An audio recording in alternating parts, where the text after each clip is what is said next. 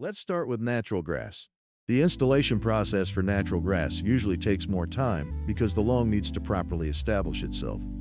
First, the area is cleared by removing existing grass, weeds, and debris.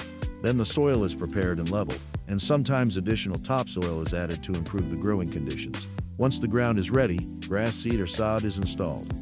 After installation, the grass still needs time to take root and grow before it becomes a healthy and full lawn. In terms of cost, natural grass is usually more affordable at the beginning because the materials are less expensive. However, over time the costs of watering, mowing, fertilizing, and regular lawn care can add up.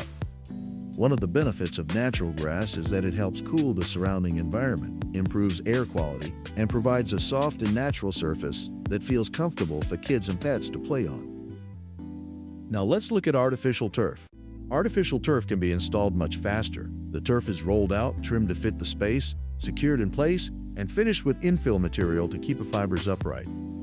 Artificial turf usually has a higher upfront cost, but it can save money over time since it does not require watering, mowing, or fertilizing.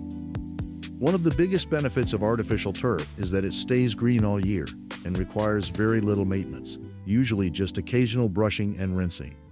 So when choosing between natural grass and artificial turf, it often comes down to whether you prefer the natural beauty of real grass or the convenience of a low-maintenance lawn.